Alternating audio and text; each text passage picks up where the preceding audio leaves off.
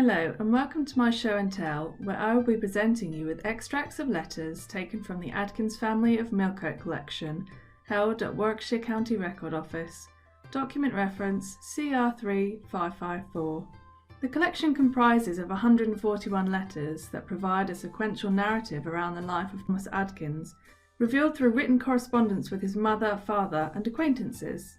These letters, which span across the years 1855 to 1869, present an interesting combination of family matters and political conflict that culminate in the fragmented story of the life of a Chinese consular during the Second Opium War and the Taiping Rebellion.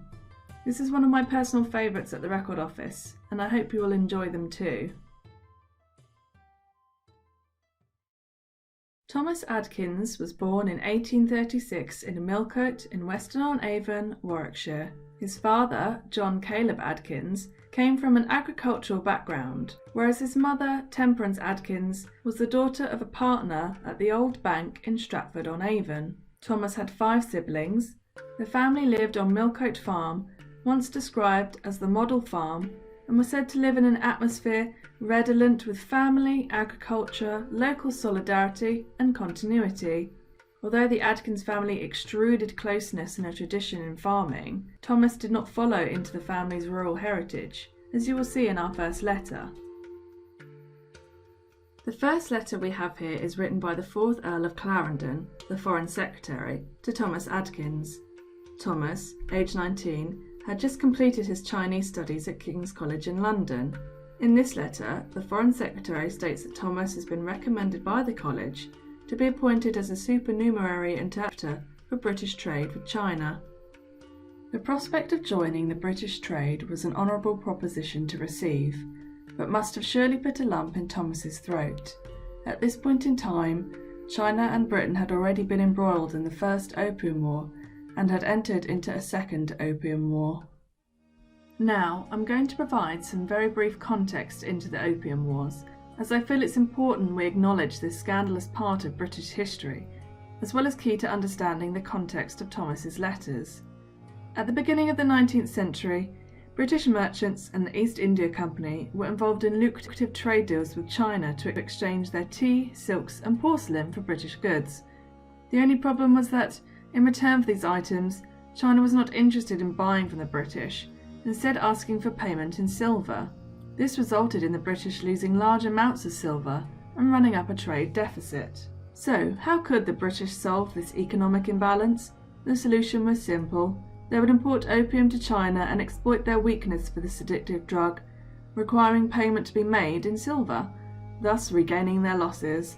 Needless to say, these illegal drug smuggling activities created tension between government officials in China and Britain, resulting in the First Opium War, and when peace negotiations failed, was followed by a Second Opium War and the Taiping Rebellion.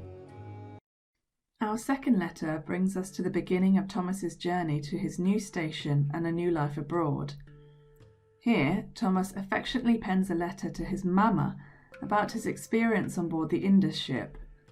I just love how he refers to Temperance as mama instead of the more formal and distant use of mother.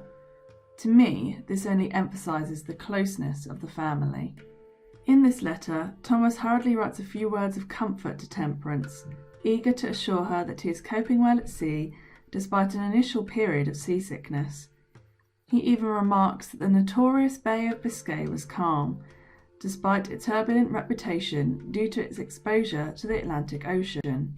As you can see here, Thomas often ran out of space and so resorted to writing vertically down the page. This has made transcribing these letters a bit of a struggle. Thanks, Thomas.